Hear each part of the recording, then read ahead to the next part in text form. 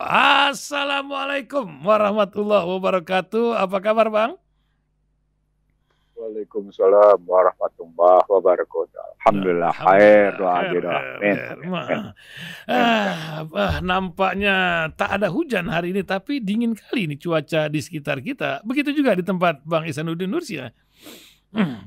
Iya, katanya matahari menjauh memang katanya. Wah ini, tapi ada matahari yang mendekat nih, entah nekat ya, padahal dulu pernah bikin bank, tapi sekarang mau bikin bank lagi.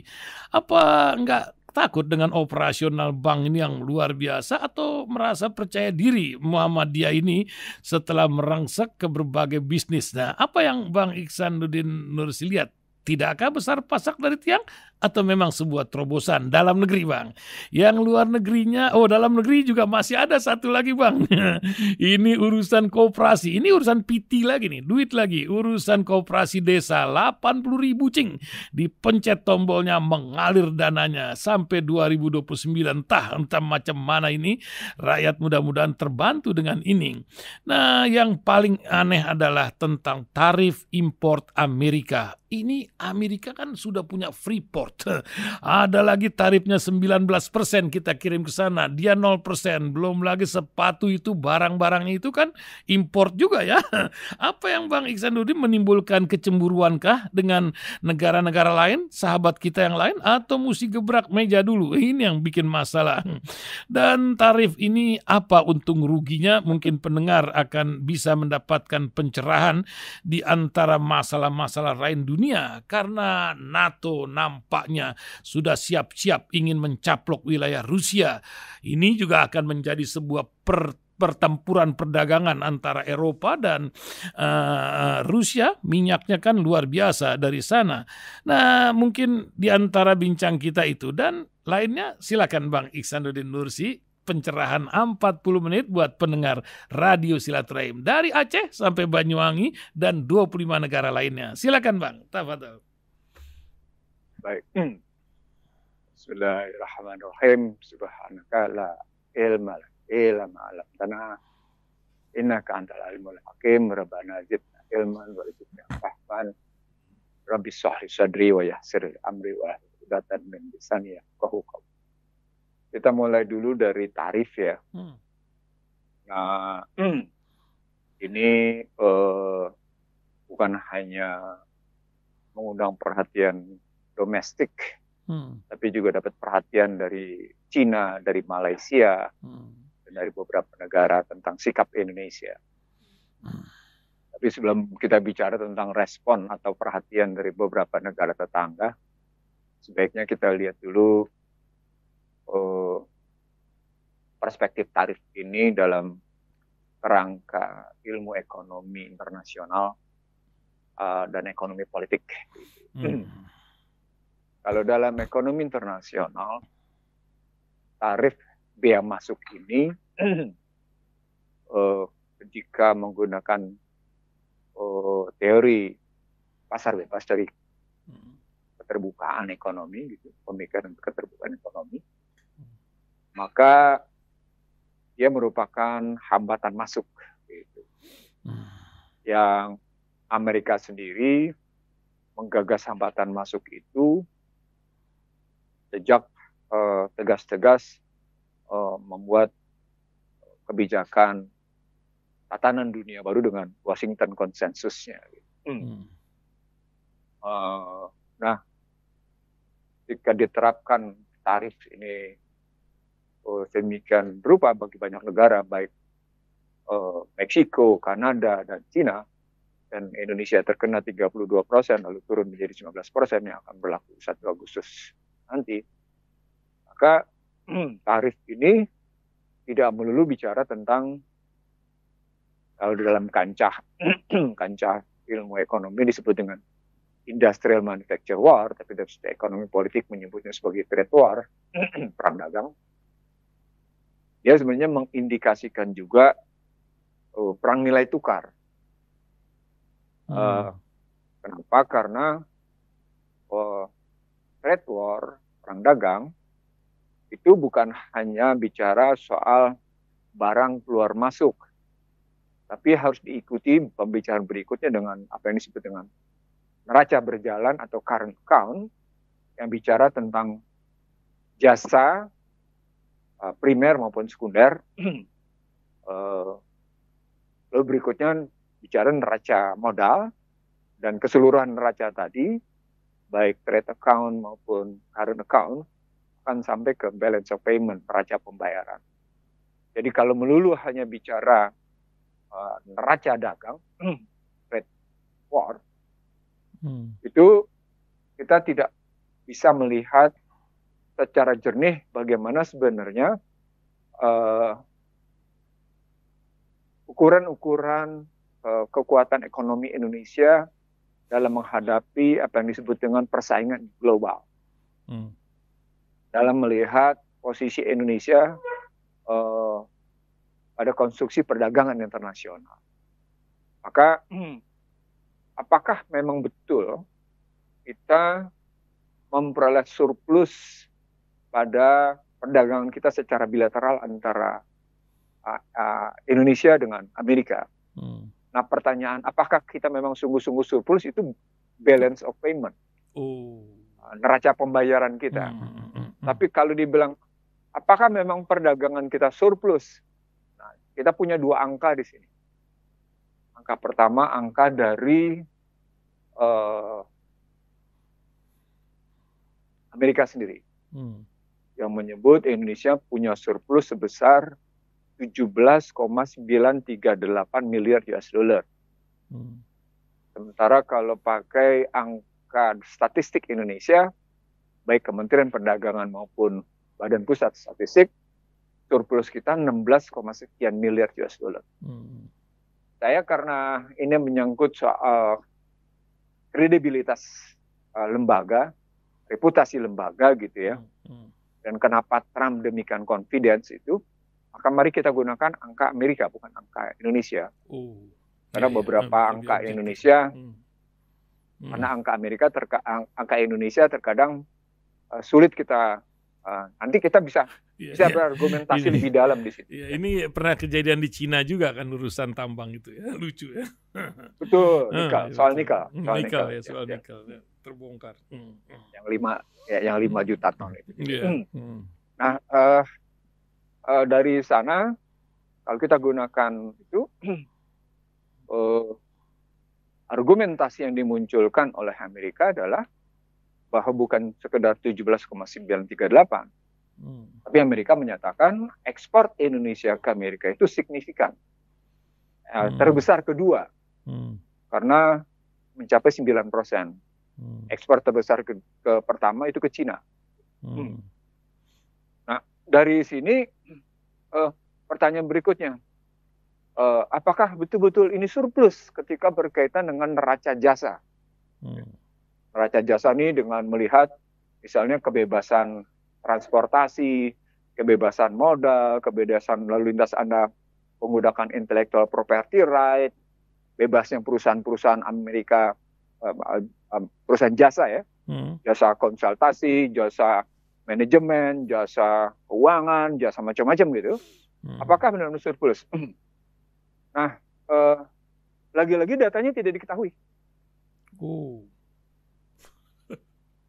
Berapa sesungguhnya neraca jasa Indonesia dengan Amerika?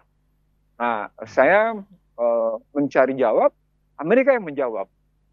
Amerika menjawab secara menyeluruh, ketika diperhitungkan neraca jasa dengan neraca modal, maka Indonesia negatif. Negatifnya cukup signifikan.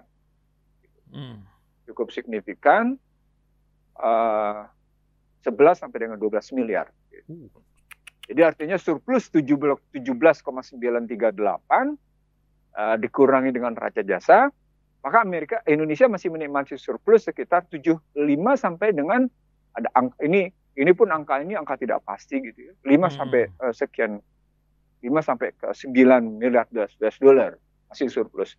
Tapi ketika dihubungkan dengan yang namanya katakan beberapa bebasnya beroperasinya perusahaan-perusahaan Amerika, ditambah dengan hal-hal lain, di situ kelihatan, ditambah dengan utang luar negeri gitu ya, Terutama dengan utang luar negeri, Indonesia mengalami defisit. Jadi balance of payment itu relatif antara Indonesia dengan Amerika itu bergerak kecenderungan balance gitu ya. Tapi kecenderungan besarnya juga defisit. Nah, itu. Nah, dari posisi yang angkanya tidak jelas itu muncul pertanyaan, kenapa angka neraca jasa dan neraca modal itu tidak menjadi bagian dari analisis bilateral? Itu muncul itu pertanyaan itu. Nah, ini jawabannya ini saya ingin bertarung berpikirnya adalah bertarung secara akademik, bukan bertarung pemberitaan ya. Jadi kalau bertarung pemberitaan Anda tersesat gitu ya. Dan kemudian cuma ada pernyataan-pernyataan tidak bisa dipertanggungjawabkan secara kokoh gitu. Nah, kalau kita bertarungnya secara akademik, maka muncul jawaban, ya iya karena IMF, WTO, Bank Dunia tidak menerapkan standar bilateral. Yang mereka terapkan adalah standar agregat, standar makro. Jadi Indonesia hanya dilihat balance of payment-nya secara menyeluruh, tidak dilihat balance of payment per negara, gitu. Pertanyaan berikutnya, kenapa itu ditutup-tutupi? Gitu. Kenapa itu ditutup-tutupi? Ini kan kita mesti tahu loh kenapa Anda tidak fair, kan tujuannya tidak kejujuran antara beberapa pihak. Nah, di situ ada jawaban. Di situ bermaksud untuk 3 hal. Pertama, menutupi siapa yang mendominasi. Halo. Ya. Ini menarik jawabannya. Begitu. Siapa yang mendominasi? Jadi kita ini macam ya setengah pasrah gimana gitu ya. Satu ya. Jadi siapa yang mendominasi? Satu. Yang kedua, ini menunjukkan kekuatan pengaruh gitu. 3, ini menunjukkan bahwa ada satu kekuasaan yang berkesinambungan untuk terus-menerus mendominasi dan menghegemoni dengan kekuatan-kekuatan mereka miliki. Ketahuan. Kalau begitu sesungguhnya seperti saya bilang pada Russell, bahwa permainan tarif pada Trump pada hakikatnya adalah cara Amerika untuk menyenambungkan, untuk melanjutkan dominasinya di dunia gitu, termasuk terhadap Indonesia gitu.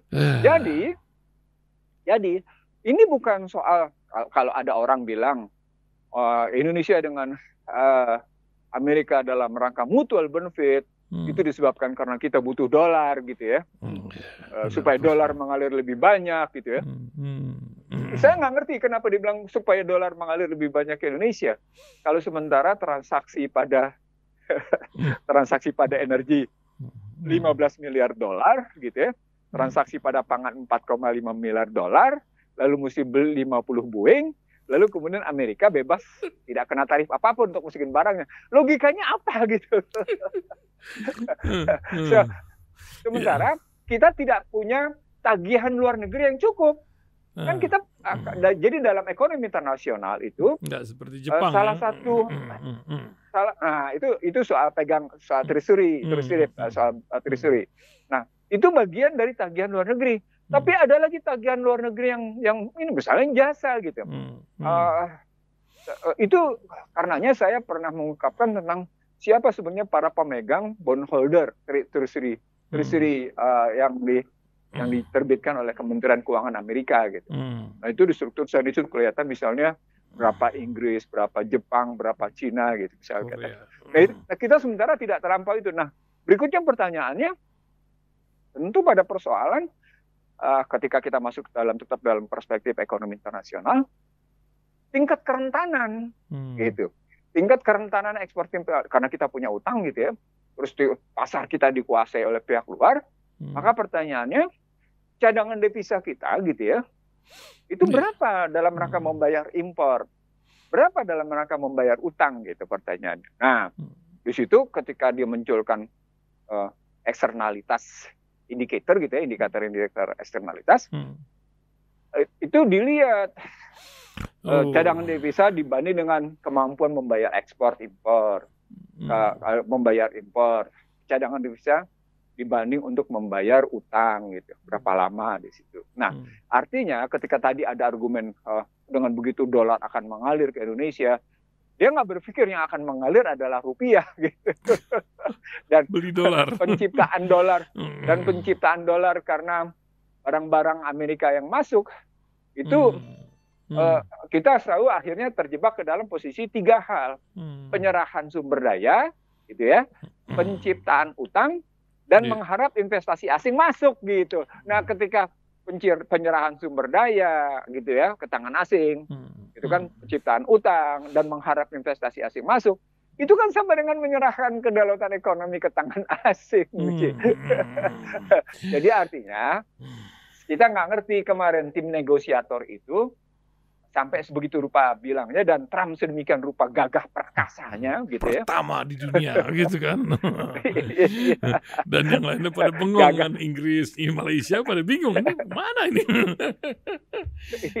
Gagah perkasa gitu. Bagaimana dia nunjukin bisa menundukkan sebuah negara mayoritas Muslim gitu ya. Luar biasa gitu yang kondisinya begitu. Nah, arti dalam bahasa lain, kita tidak punya posisi setara dalam deal. Jadi ini persoalan soal deal maker nih. Seni dalam hal bernegosiasi. Begitulah ini. Iya, bernegosiasi. Ini soal deal maker. Artinya seorang yang menjadi pembuat kesepakatan deal maker ini misalnya gitu ya. Mestinya orang yang punya data yang cukup, seseorang yang tidak punya daya. Seseorang yang tidak punya daya menyerah begitu saja gitu ya. Dia punya sikap kesatria, punya sikap patriot, punya sikap nasionalisme yang tinggi, lalu punya data yang cukup atau didukung dengan data yang cukup gitu ya. Terus selalu melihat celah, misalnya begini, ada kekuasaan Amerika terhadap Indonesia yang intangible gitu misalnya pada Selat Malaka. Misalnya pada udara, misalnya pada penguasaan Haiti misalnya, tambang itu kalau tambang udah nasib. Kalau tambang itu kan itu sudah sifatnya tangible. Tapi ada sesuatu yang intangible kan? Ada sesuatu misalnya penguasaan pada dirgantara, penguasaan pada antariksa, penguasaan pada beberapa laut gitu ya, dan kemudian pada kondisi bagaimana katanya kita setuju bela Palestina, sementara akhirnya kita setuju pada negara yang ternyata mendukung habis-habisan Israel. Itu gimana coba? Kita kalah gitu loh. Artinya bukan cuma saya ingin mengatakan ada cara-cara. Jadi begini, kalau dalam ekonomi politik itu nggak bisa kita hanya berpikir tentang angka yang kelihatannya menguntungkan tapi merugikan, lalu kemudian kita tidak kaitan dengan sesuatu yang sifatnya intangible gitu loh. Tidak kita bayangkan dengan hubungan-hubungan yang lain. Ini kan cerita, kalau kita mau bilang begini, ini kan cerita bukan cerita hari ini bagaimana Amerika terhadap Indonesia, bukan hari ini. Kita mundur ke peristiwa Orde Baru misalnya. Kita mundur misalnya ke peristiwa reformasi misalnya. Itu kan kelihatan kayak gimana situasi Indonesia di bawah dalam tanda petik. Kalau dibilang tekanan, campur tangan deh. Peristiwa Camp de Shoe gitu ya. Nah itu kalau dari situ gitu ya, ketika ambil aja indikator perjanjian deh gitu, ya, nggak usah ngambil macam-macam. Indikator perjanjian Indonesia dengan Bank Dunia, indikator perjanjian dengan IMF tadi yang disebut dengan Michael Camp de Shoe, indikator perjanjian Indonesia dengan Amerika. Kenapa mesti mengambil Bank Dunia sama IMF? Ya karena Amerika punya hak veto terhadap IMF dan Bank Dunia. Sehingga segala suatu arah kebijakan dari IMF dan Bank Dunia selalu mengikuti yang namanya kemauan Washington. Gitu loh. Selalu mengikuti kemauan Menteri Keuangan dan Menteri Luar Negeri, sementara Menteri Pertahanan Amerika sendiri bersama tentu arah Federal Reserve gitu melihat. Jadi ini sekali lagi soal deal maker-nya kayak apa gitu ya. Saya tidak ingin mengatakan bahwa deal maker-nya kelasnya cuma kelas begitu aja. Saya nggak bilang kelas pecundang ya. Saya nggak enak ngomongnya kalau kelas pecundang gitu. Nggak pantas kita ngomongnya begitu. Betul.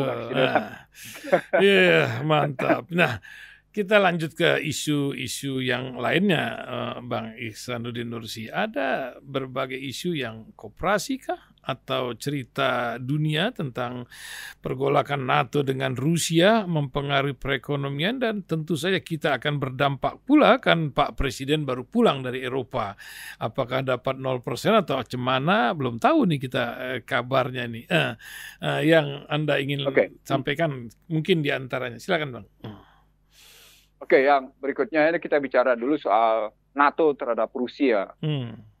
Sudah sejak lama saya menyatakan, sejak yang namanya serangan Rusia ke Ukraina, ini adalah soal perang Rusia melawan NATO. Kenapa? Karena di Ukraina teridentifikasi ada 11 laboratorium biologi Amerika yang dibiayai oleh Departemen Pertahanan Amerika. Macam Namru dulu kita di sini ya. Betul. Dan laboratorium ini bukan sekedar laboratorium biasa, tapi laboratorium yang akan digunakan sebagai biological weapon. Dan dengan mudah menjadi chemical weapon gitu ya. Nah,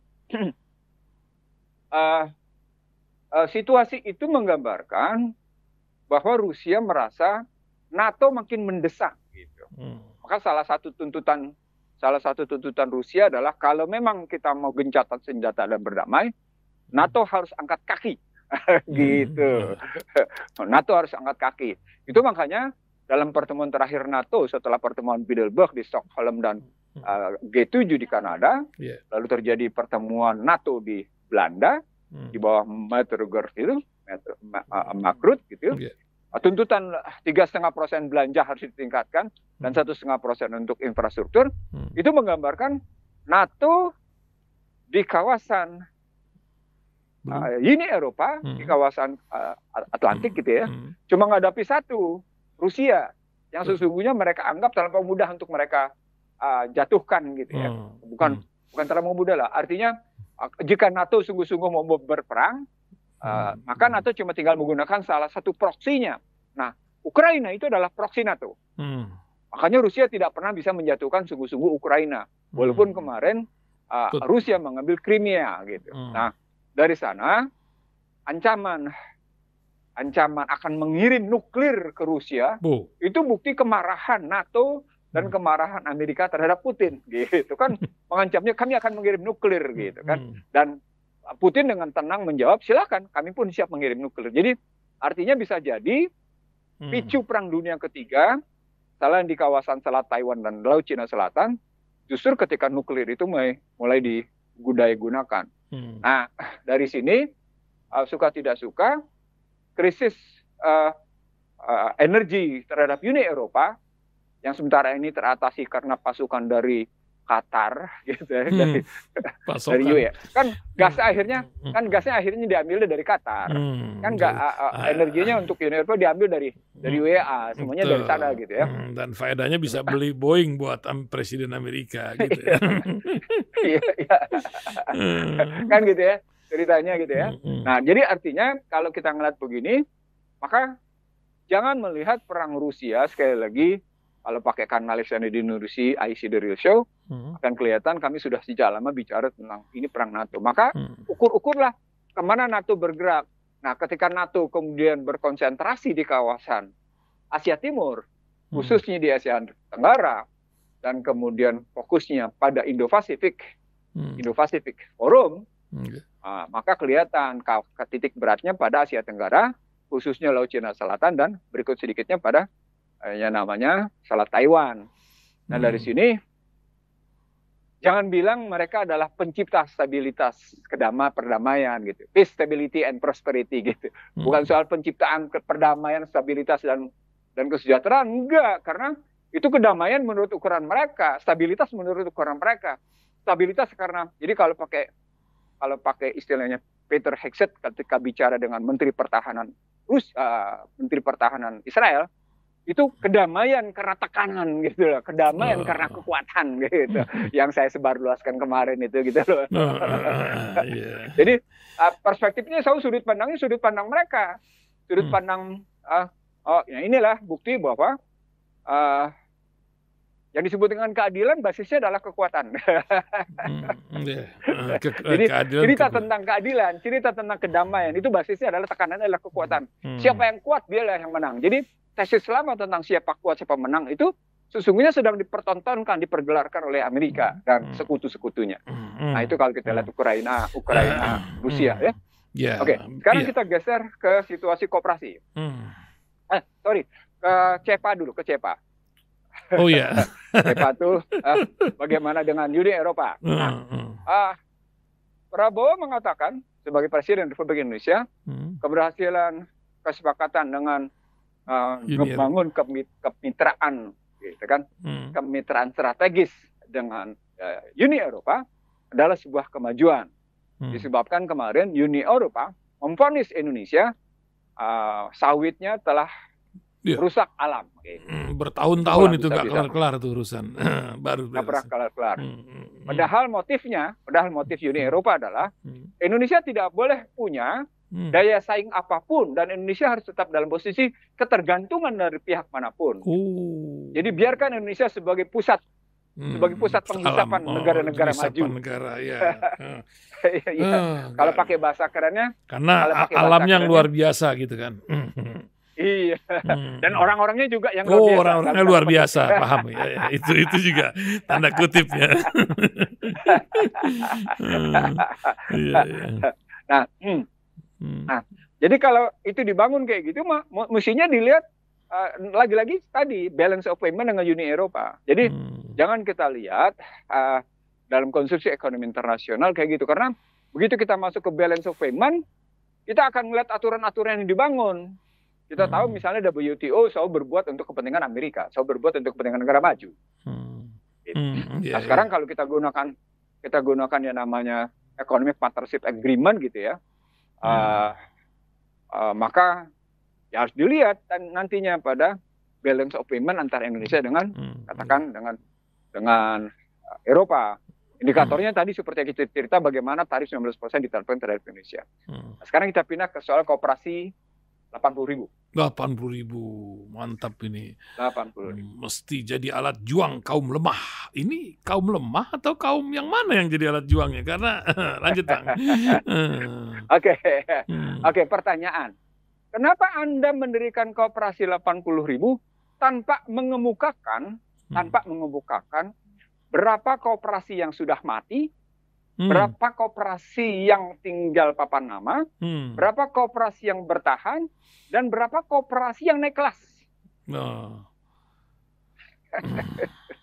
Sehingga muncul angka 80.000. Kenapa 80.000? Kan gitu pertanyaannya. Yang lama, baru, atau macam mana gitu kan? Iya, maka pertanyaannya sebelum soal yang lama, baru, atau yang bagaimana, munculnya mestinya pertanyaan, berapa kooperasi yang mati, berapa kooperasi yang papan nama, berapa kooperasi yang bertahan, berapa kooperasi yang naik kelas. Karena gitu, kata chat GPT ada 127.000 kooperasi di Indonesia. Mantap tuh kan. Kalau dibilang ada 127.000, maka pertanyaan besarnya menjadi, kenapa 127.000 itu justru dia gitu ya, paling kecil berkontribusi terhadap PDB? Ini.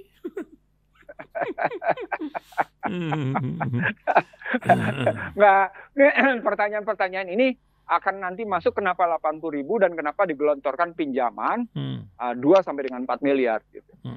Jadi ada pertanyaan-pertanyaan strategis gitu ya, dari pengertian koperasi, apalagi kita masuk nanti ke ekonomi konstitusi, ke pasal 33 ayat 1, 2, dan 3 gitu ya. Bahwa yang paling cocok memang perekonomian Indonesia dengan mengelola koperasi, tapi kultur koperasinya tidak pernah dihidupkan dan kultur politiknya tidak sungguh-sungguh menghidupkan koperasi. Contoh sederhana begini, contoh. Sekarang ini kalau kita bilang koperasi adalah sebagai salah satu pelaku ekonomi, dia ada di posisi mana? Dia ada di posisi pengelolaan sumber daya, dia ada di posisi berproduksi, dia ada di posisi distribusi, atau dia ada di keuangan. Jadi ada di mana letaknya nih? Letaknya makronya itu kita bikin begitu dulu gitu, modal makronya. Kalau dia di sumber daya, Sumber daya mana yang dikelola koperasi? Kalau dia diproduksi, produksi apa yang harus diproduksi? Kalau dia didistribusi, distribusi apa yang mesti dilakukan oleh koperasi? Kan itu nggak muncul pada kajian 80.000 gimana tuh? Itu yang kedua gitu. Nggak karena gini pernah saya jadi ada berapa kali menteri koperasi di sana gitu ya. Perdebatan kalau saya bilang perdebatan sombong kali. Diskusi saya dengan menterinya tidak pernah tuntas, tidak pernah terjawab gitu. Ya, saya kan memanage koperasi sudah lebih dari belasan tahun. Dan umumnya akhirnya menterinya menteri pelengkap semua dari zaman ke zaman. Baru sekarang aja nih menterinya ya agak rame lah dikisahkan dari jabatan sebelumnya, begitu kan? Agak rame karena terlibat juga judol. Oh gitu, aja kan. Saya bilang rame saja lah gitu. Ya kan disebut judol lah. Tapi kemudian juga aneh kayak gitu ininya. Oke, forget it. Forget it. Kita tetap mengajukan kajian-kajian akademik dalam perspektif kehadiran 80.000 koperasi. Nah, kalau dia dikasih ruang gerak dengan pembiayaan 2 sampai dengan 4 miliar per koperasi, maka pertanyaannya sebenarnya penyakit laten, bukan penyakit manifest nih, penyakit laten dari koperasi dan UMKM itu apa? Kan gitu pertanyaannya. Kalau misalnya artinya problem statementnya, pernyataan masalahnya pada koperasi itu apa sesungguhnya? Gitu. Harus tanya kayak gitu. Nah, kalau dari kajian sejak Orde Baru hingga sekarang, penyakitnya itu penyakit kontemporer. Apa itu penyakit kontemporernya? 1, persoalan bagaimana teknologi memproduksi dengan ketersediaan sumber daya yang cukup, ditambah dengan kemampuan memasarkan. 1 persoalannya. Yang kedua, persoalan permodalan. Yang ketiga, persoalan bagaimana manajemen internal. Pengawasan dalam kaitan dengan kesehatan. Iya, dalam rangka sehatnya sebuah korporasi, sebuah koperasi. Gitu ya. Mungkin mungkin masih ingat, itu KOD kan ketua untung duluan. Gitu. Iya. Istilahnya begitu. Ketua untung duluan, anggotanya rugi kan gitu maksudnya itu. Gitu. Itu soal manajemen. Makanya diperlukan perbaikan manajemen. Apalagi di zaman pertumbuhan kayak begini, ini kan tambah lagi resikonya kan, begitu. Iya. Nah, berikutnya tadi kita sudah bicara tentang bagaimana dari mulai produksi sampai dengan marketing dan pemasaran. Nah, yang paling menarik dari problem di sini adalah soal bagaimana kemampuan koperasi menghadapi persaingan. Misalnya katakan begini. Ada koperasi pertanian yang mampu memproduksi beras, tapi kalah gitu ketika bicara dengan para pengijon, kalah dengan para tanda petik orang-orang yang menyediakan pupuk dan yang kemudian menjual barang-barang mereka langsung ke pasar, itu kalah. Itu contohnya begitu. Hari ini misalnya saya mendapatkan salah satu bukti, contoh gitu ya, koperasi mampu menciptakan singkong, gitu. Berproduksi singkong dengan baik, tapi kesulitan memasarkan, lalu ya udah akhirnya, ya padahal singkong salah satu yang dibutuhkan untuk macam-macam gitu ya, dan termasuk tepung dan itu juga ada bagian diekspor gitu. Nah, lalu kalau kita bicara lebih dalam lagi gitu ya, ini kan menyangkut soal regulasi tentang pelaku ekonomi. Ini kan regulasi tentang pelaku ekonomi, ini menyangkut soal bagaimana negara mengatur soal sumber daya produksi dan distribusi. Kenapa lebih banyak sumber daya alam dikuasai oleh korporasi dibanding dikuasai oleh koperasi? Kenapa sumber daya alam itu lebih banyak dikuasai oleh korporasi dibanding BUMN? Itu pertanyaan. Itu masalah yang masalah konstitusi juga harusnya, ini kan balik lagi ke sana gitu. Nah, maksud saya, pemetaan masalah itu harusnya dibikin secara sistemik struktural. Dari mulai sumber daya, produksi dan distribusi. Kayak gitu. Malah sekarang mau di-scrap dikasih ke ormas. Ini kan jadi garuk-garuk kepala kita ini. Ke ormas jadi pengusaha. Lanjut. Nah, lalu Kalau kita bikin pemetaan dari mulai sumber daya, produksi dan distribusi, maka pertanyaan besarnya menjadi regulasinya kayak apa? Nah, ketahuan di sini. Ketika regulasinya dibongkar gitu ya. Ketika dulu saya sering sekali berdebat dengan teman-teman di Komisi 6, teman-teman di Komisi 11 gitu. Ya, beberapa komisi terbiasa ngundang saya gitu. Kesimpulannya sederhana. Karena Indonesia menerapkan korporatisme. Kalau sudah sampai pada kalau sudah korporatisme ya Washington Consensus. Ya berarti soal pasar bebas, ya berarti soal habis-habisan sudah bagaimana korporasi menjadi satu lembaga yang mengendalikan kebutuhan publik dari mulai sumber daya, produksi dan distribusi. Ya sudah. Jadilah lebih berkuasa permainan Kadin daripada undang-undang koperasi gitu loh. Nah, itu makanya kalau Kadin melakukan pertemuan musyawarah Kadin gitu ya, apa tuh, kongres atau musyawarah gitu. Itu kelihatan lebih bergengsi dibanding yang namanya RAT koperasi gitu. Itu contoh gitu. Dan kalau sudah yang namanya perusahaan-perusahaan asing bermain, itu lebih bergengsi, lebih berdaya dibanding koperasi gitu. Sementara koperasi itu kelihatan kumpulan orang-orang miskin gitu loh. Artinya kita sudah salah. Bukan image, memang begitu kenyataannya. Bukan lagi kesan. Beda dengan negara-negara Belanda, Skandinavia. Eropa, Skandinavia, konglomeratnya itu di koperasi itu, gitu kan?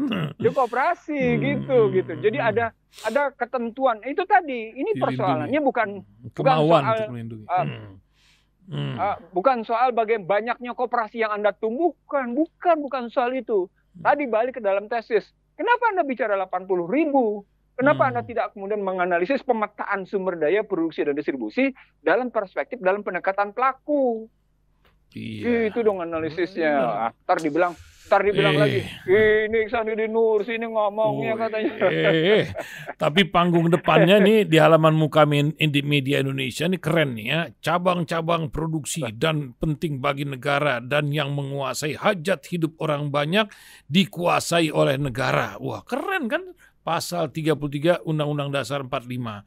Ini kan framing yang luar biasa dari konstitusi kita yang udah rapi sebenarnya ini negeri asal mau dijalankan. Bukan begitu, Bang? Enggak. Tinggal kata-kata aja. Oh, itu tinggal kata-kata aja. Gitu. Karena ini kan argumen pasal 33 ayat 1, 2 dan 3 itu argumen yang biasa saya pakai di Mahkamah Konstitusi. Tapi Mahkamah Konstitusi kan kemudian menerjemahkannya ke pasal 33 ayat 4 tentang demokrasi ekonomi dan persaingan bebas. Begitu juga. Itu ya, yang katanya dalam putusan Tom Lembong itu mengikuti apa tuh ceritanya lah begitu kan? Ekonomi kapitalis. Ekonomi kapitalis katanya. Itu. Jadi kalau kita balik lagi ke dalam cara berpikir, ini kan tantangan besar bagi pemerintahan kali ini adalah gitu ya. Bukan kalau istilah saya, kalimat saya di 2019 pada Bapak Prabowo Subianto adalah restrukturisasi aset. Sebenarnya yang dibutuhkan bukan restrukturisasi aset saja, tapi infrastruktur atas aset, regulasi atas aset. Artinya kita harus melakukan restrukturisasi regulasi yang pijakannya pada konstitusi. Yang konstitusinya bukan konstitusi Undang-Undang Dasar 2002. Itu jadi tantangan besar bagi rejim ini. Mungkin sebagai penutup kita dialog nih.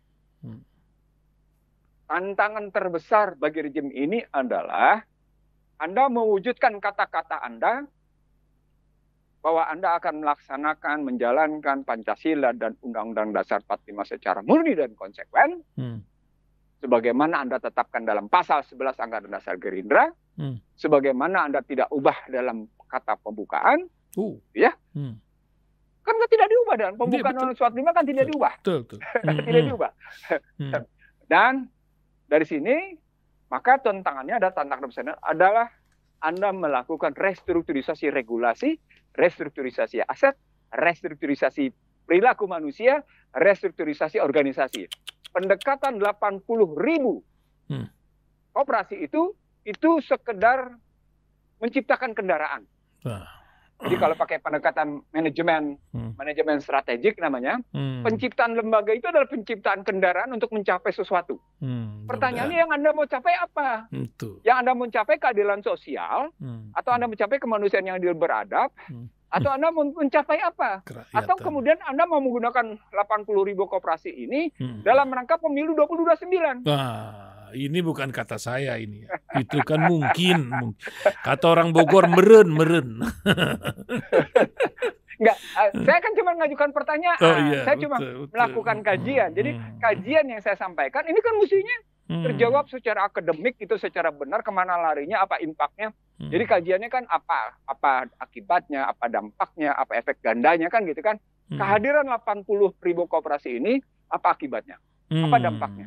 Apa efek gandanya? Gitu. Dan ini semua dicantolkan ke dalam pasal 33 ayat 1, 2, dan 3, dan dicantolkan ke dalam apa yang saya sebut sebagai ekonomi konstitusi, dan dicantolkan ke dalam pembukaan Undang-Undang 145. Itulah yang saya sebut sebagai restrukturisasi tadi, regulasi, gitu kan? Restrukturisasi aset, itu restrukturisasi personalia, restrukturisasi, yang terakhir nih kalimat pentingnya, restrukturisasi organisasi. Kenapa restrukturisasi organisasi? Karena dia berarti menganalisis tentang audit posisi atas pelaku-pelaku ekonomi. Nah, kenapa pertanyaan kayak gitu? Karena 15 orang terkaya di Indonesia tetap basisnya pada sumber daya alam. Bukan karena kreativitas gitu. Tapi karena sumber daya alam. Artinya sesungguhnya kalau koperasi di Indonesia justru jadi penguasa sumber daya alam, maka yang akan sejahtera adalah Indonesia secara menyeluruh, bukan 15 orang itu gitu. Oke. Terima kasih Bang Ihsan. Jadi bukan satu dua orang menguasai tanah sampai 50% kayak gitu. Saya kira begitu. Ihsan Tali, terima kasih. Insyaallah ya. Kata hari Ahad malam buka mata buka telinga ya kita bersama Bang Ben ya, insyaallah ya. Oke. Terima kasih.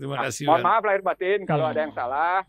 Kalau benar itu karena kehendak Allah semata, tidak ada maksud sedikit pun untuk tonggakkan kepala, busungkan dada, tapi hanya untuk menyampaikan yang benar adalah benar, yang salah adalah salah gitu ya.